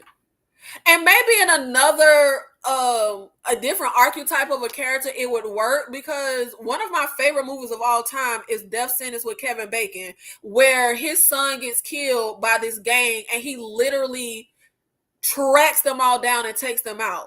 I see that being fueled by grief way more than this. And I mean, that was a plan. He tracked them all down. He goes to get weapons. But he didn't attack like innocent people. He was framed in a more sympathetic way. Like, you can't be torturing children. And I'm supposed to be sad because you lost your child? Bitch, is you crazy? Connor is somebody's child. And you didn't care about that mother. So why would I care about this mother when this mother doesn't care about another mother? Like, y'all see how that just doesn't add up?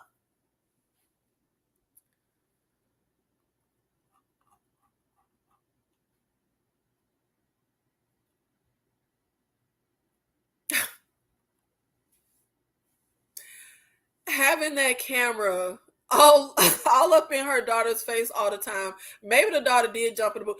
I'm saying I could buy the daughter wanting to get away from this lady. Like, that's why I'm like, I don't know what y'all thought, what story y'all thought y'all was telling.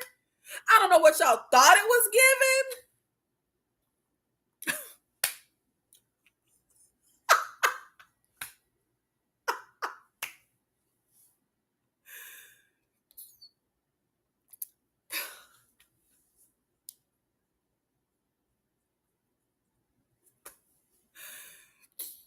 I can't even read this. I can't even read this. Okay, let me get myself together. This reminds me of when I try to tell people a joke and they get so frustrated because I laugh so much that I can't even tell the joke. It's not. Let me try real hard not to laugh. It's not bring her back. It's leave her in the pool. I mean, that's what it was given for me. That's what it was given for me. It's not bring her back. It's leave her in the pool. And then she wore like a party outfit to their daddy funeral. Like, writers, excuse me, sirs, did y'all think this was going to elicit? Like, come on, now. And apparently it did, because some people was all for it. But I'm just like, baby showed up to the funeral like she was ready to go to a disco. Like, she was ready to go to 80s night at the club. Like, didn't she have on like purple or something?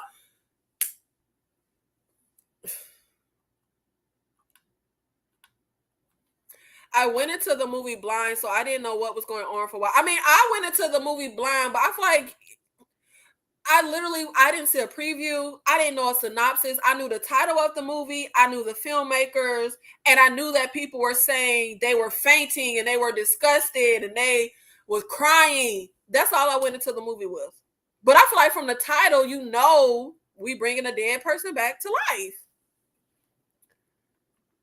But I also feel like while watching the movie, I didn't know what was going on because they were so loosey-goosey with the rules and the ritual and the framework of this world that we're in. Yes, part of the gaslighting was to separate the siblings. She did not want Piper to go with Andy once the 3 months was up. But like I kind of broke down earlier, it's a very shaky plan. It was a very shaky plan. When you have this ritual and something so important on the line as bringing back the dead child that you're willing to torture other kids for, it was a very shaky plan.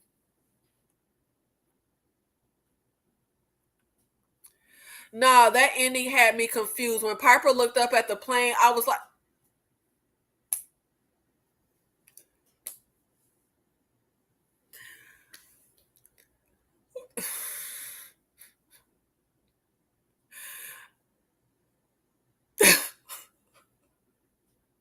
I'm sorry, I literally can't read these comments. No, that ending had me confused. When Piper looked up at the plane, I was like, oh, can you see this whole time? Girl, she could hear the plane, Danny. I guess I didn't hear that part where Andy said, yes, after the dad died, when him and his sister I think are they standing outside or is it when they're riding in the car? Yes, I can't remember where they were standing, but yes, when the dad dies, a plane flies overhead and he has the conversation with the little sister about how this, they say this isn't how people go to heaven or hell, they take a plane. Yeah, he had that conversation, so it mirrored that moment for me. Oh, another deaf character in A Quiet Place. I completely forgot.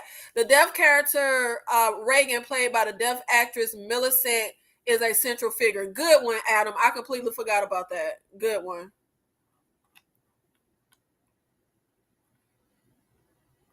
So we do have some disabled representation, but again, not a lot, but definitely way more than I was giving horror credit for in talking about having this blind character.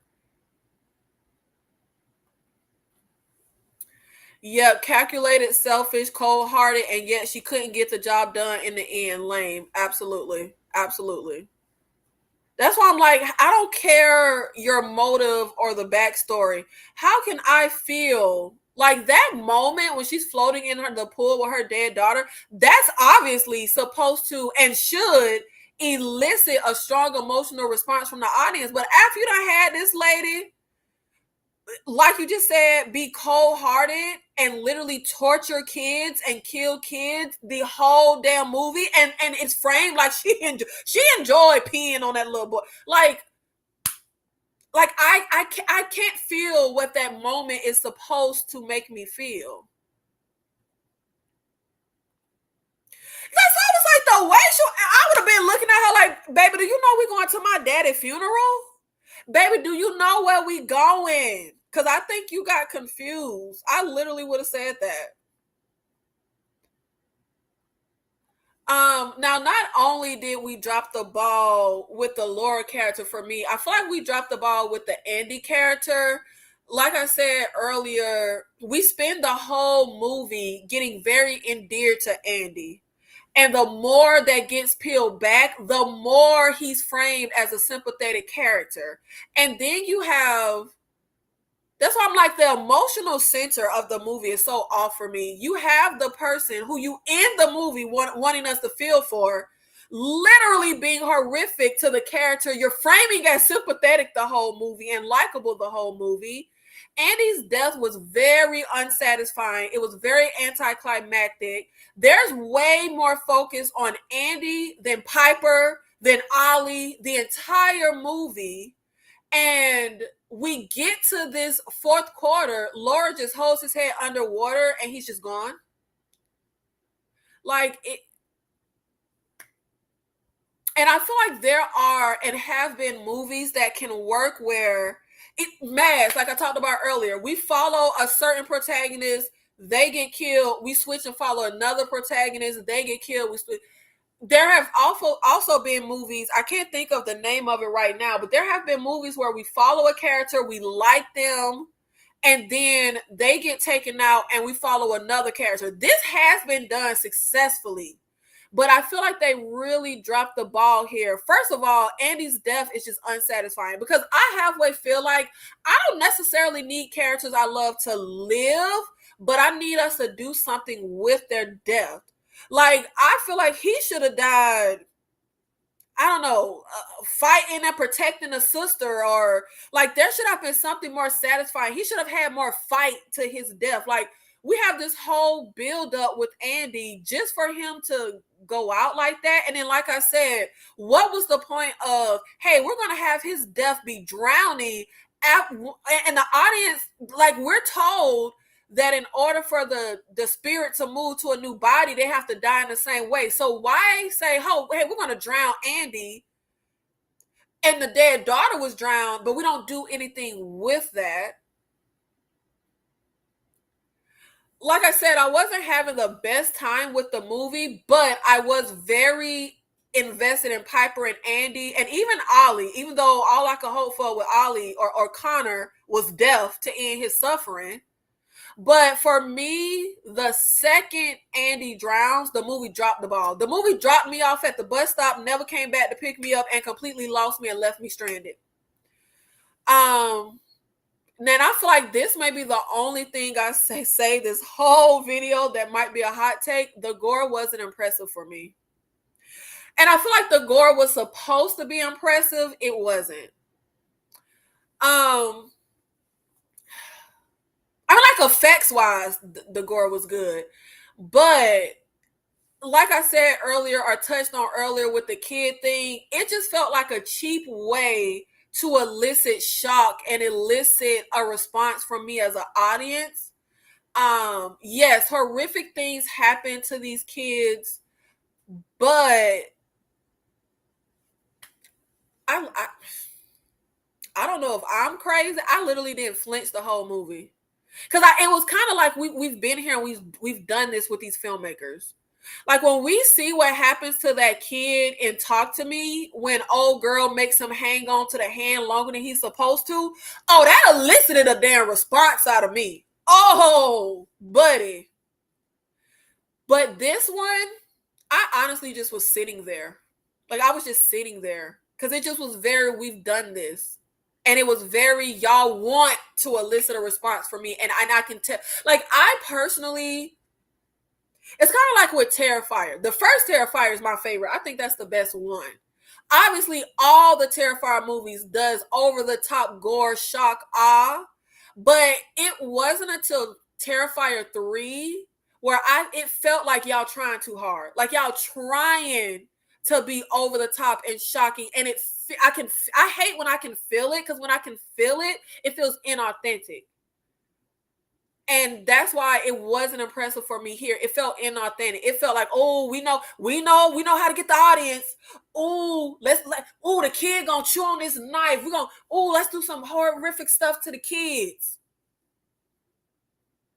And also just what we did. And I'm like, oh, body horror is my favorite. But nothing really got me. And I hate going to the dentist as much as the next person. I hate going to the dentist. I hate going to the dentist. I think mouth pain is the worst. I remember in like my 20s, in my partying phase, I went through a period of getting home drunk and crashing, so I didn't brush my teeth before going to sleep. And you know that they say that's the worst time to not brush your teeth, because then you have all kind of food just eating at your teeth while you sleep at night. And so I went through a series of having to get a lot of fillings for cavities, and it was the worst experience of my life. I literally haven't had a cavity in like 100 years. Like, I'm literally so like on top of, I literally brush my teeth multiple times in the day, especially because I work from home. Anytime I eat, I brush my teeth. Like, I hate dentists, mouth pain, stuff with, but for some reason, stuff with mouth in movies, mouth trauma, teeth trauma, pulling teeth out, or in this movie, it didn't move me. Baby pulling her teeth out in the substance moved me more than this. And honestly, I just feel like the disconnect is, it just felt like the filmmakers were trying too hard. Like, it just felt inauthentic. Like, I feel like I can watch a movie like Terrifier and have that, which was way more over the top than this, feel more authentic to me, because it just felt like, okay, we have this psychotic clown and he does all this crazy stuff to people, but the framework of the movie didn't feel like, oh, we're trying too hard. And the framework of this, for me, especially coming out of Talk to Me, maybe if I didn't know the filmmakers, I wouldn't have felt this way. But coming out of Talk to Me, coming out of this is the second time in a row y'all are doing horrific things to kids, it just really felt like I said earlier, kids are that cheap trick that, you know, most people will have an emotional response to horrific things happening to kids. And I'm that person. I'm so easy. You don't even have to kill kids. I don't even like to see kids suffering.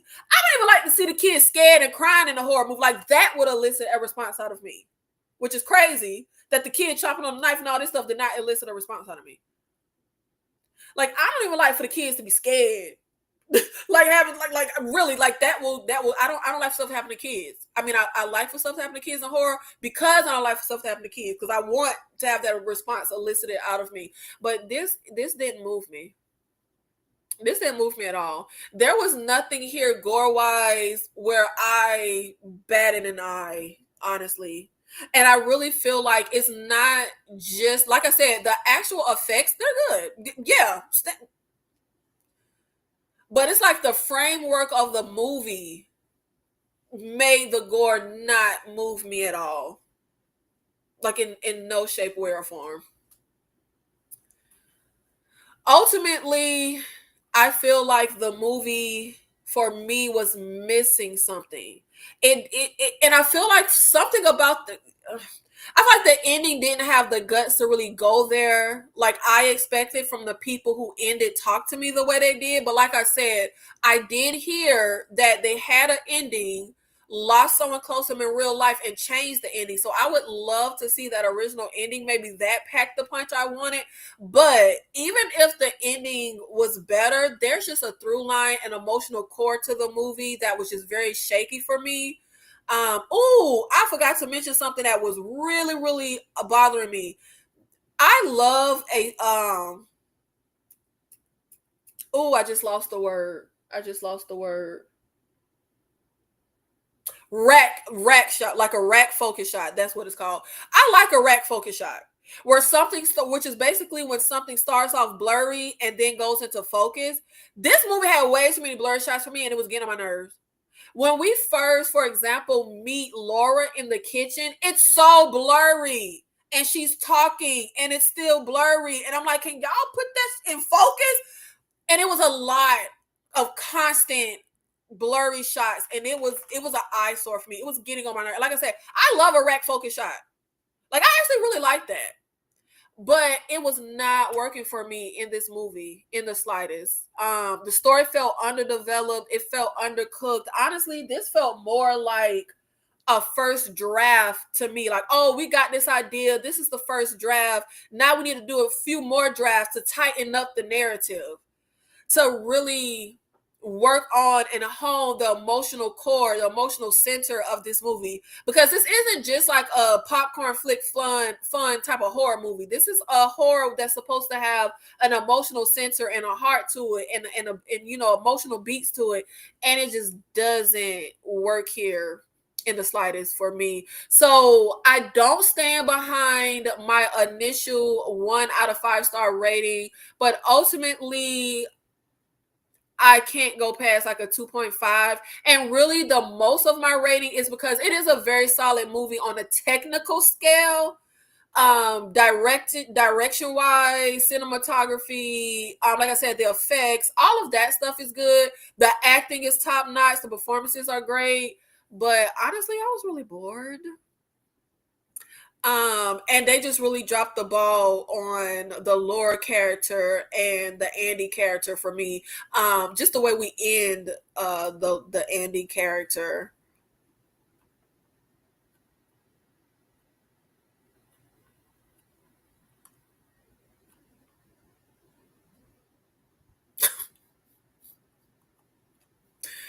You should title this video, "I didn't like this movie, Grapefruit." I thought the grapefruit thing was really cute.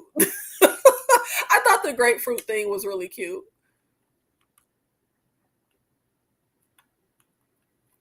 It would have been hilarious if Laura's daughter went into Connor after the drunk. I mean, that's where it felt to me like we were going to go, because why drown him?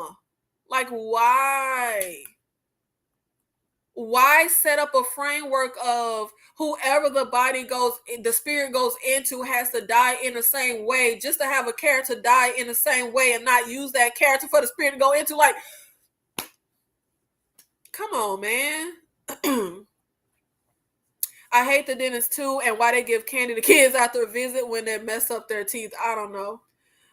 Look, and you know what? My mother wanted to be a dentist, and my mother has always been so like big on teeth, and I wasn't until like I said, I had that horrible experience. I don't even eat candy anymore. Like, I don't even eat candy anymore. I actually had a horrific. Oh God, y'all, we talking about horror. I had a horrific experience with candy recently. So like I said, I haven't had a cavity in ages because I was scared straight. And I literally am so diligent about like going to the dentist for my cleaning, always being up on like brushing like I have not had a cavity in ages. The last 2 years, I have had horrific dental incidents. Last year, I had the most horrific dental pain, and come to find out, like, a nerve died, and I had to get a root canal. I was like, what the? I was like, how did my root die? Like, they couldn't tell me. I was like, oh, it just happened. Like, what the you mean? It just happens. Like, oh God. And then this year, this is why I do not eat candy. I go, and I don't even eat candy very much. Like, I grew up not really being allowed to eat candy. It had to be like a special occasion. So then I became an adult and I was gorging on candy, and that was like a phase in like my early 20s. Like, I remember I would eat like gummy bears for breakfast. But in the last like 15 years, I may have candy once in a blue moon. I literally hadn't had candy in like 18 months. I go to have candy around like January of this year. And let me preface this by saying I have a reoccurring nightmare where my teeth fall out. I have a reoccurring nightmare where I go to bite and eat something and my teeth literally fall out. Y'all, I go to eat a piece of candy, bite down, and I'm like, oh, my toe fell.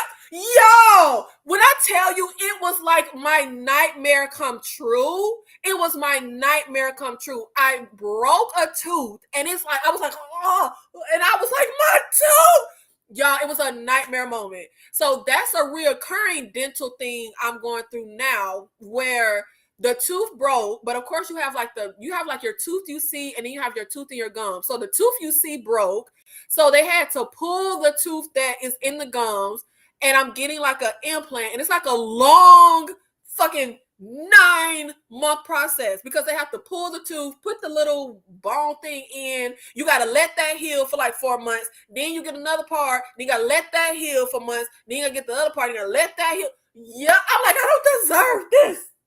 I don't deserve this. Like, I like to only have to go to the dentist, get my cleaning, and take my black ass on home because I was scared straight. And it's just like the last 2 years has been like a dental issue. And I'm just like, what the Woo. Okay, sorry. I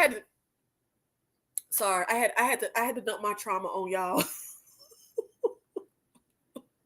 It's so unfair. And I feel like such a hobo, honestly. I have such a big mouth. And when I laugh, I mean, I feel like such a hobo. I feel so uncomfortable because and luckily it's a tooth in the back. But like I said, I have a giant fucking mouth. And while I'm in the process of getting this, it's literally just a missing tooth. And I feel like I can't open my mouth like I want to. I feel so self-conscious in real life. And my goddesses keep trying to tell me, like, I will open my mouth. Like, you see me, like, girl, I cannot see all the way in the back of your mouth, but I feel it. You know how, like, other people may be like, I can't tell, but it feels big to you. It feels big to me. It feels noticeable to me. Like, I feel uncomfortable. And I'm just like, I'm so mad that it's such a long damn process. Like, give my motherfucking goddamn implant, man. Like, let's get this over. But when I tell y'all, when that happened, I said I'm never eating candy for the rest of my life. Scared straight again. I will, and I already didn't eat candy often. When I tell y'all, I moved to Tennessee last year in February. I ate this candy this year in January. I hadn't had candy since I was in Florida. Like, I don't eat candy. And I'm just like, and I feel today, if I hadn't had that damn candy, my tooth probably wouldn't have broke. I just couldn't believe it. It was literally my worst nightmare come to life.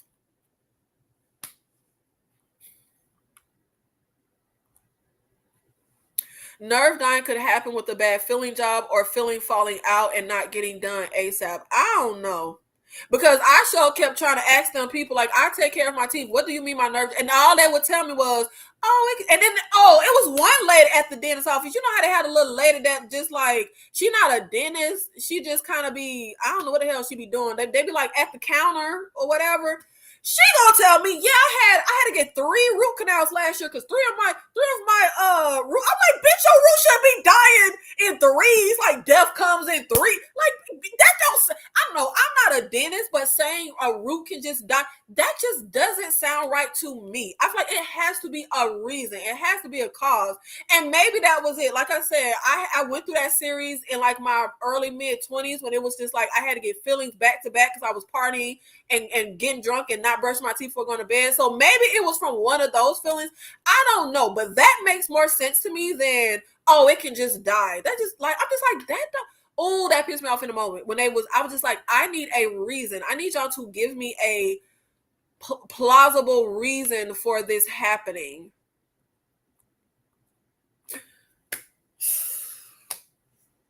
It's 2 reoccurring nightmares I have literally had since I was a child. And I don't have nightmares. I don't dream. Literally, most nights I do not dream. Like, I'm that person. I don't dream at all. And if I do, it is extremely rare. And it's typically a really mundane dream. Like, I remember I had a dream that me and my cousin was grocery shopping. And that was literally the dream. Like, I could see all the food on the aisle, and we were pushing them. Like, that was the dream. Like, that, I don't dream, and it's typically mundane. But I have 2 reoccurring nightmares that I have had since I was a kid. That one with me biting something and my tooth falling out. And when I say reoccurring, I could literally go a few years and not have the dream. It'll just sporadically happen. Another reoccurring nightmare I've had since I was a kid, and now this one is going to sound crazy. I have this nightmare where I'm in like I'm on Earth, but it looks like a barren Earth, and I'm being chased. This is gonna sound crazy. I'm being chased by a group of Haitians. And they're chasing me, and I'm running and I'm running and I'm running. And then I remember I can fly. So I start to fly to get away from them. And the second I fly, they grab my leg, pull me down, and then it literally starts all over again. They're chasing me, and I'm running and I'm running and I'm running. And then all of a sudden, I remember I can fly. So I go to fly up to get away from them, grab my leg, pull me down, and it just keeps happening over and over and over again until I wake up. That is the literal dream. And I have had it since I was a child. And I will just randomly have it. Like, I could go 5 years and not have the dream, and then I'll randomly have it. It is the weirdest thing in the world. And honestly, I don't know, no disrespect. I don't know if they Haitians or Jamaicans, but it's one or the other. But it's the strangest thing. And I wish I could find a dream interpreter so badly, because what the hell does this mean? And why have I had this dream since I was a kid? It is the weirdest thing.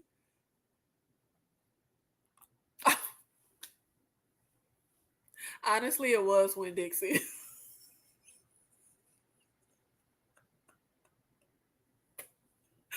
it was Winn Dixie.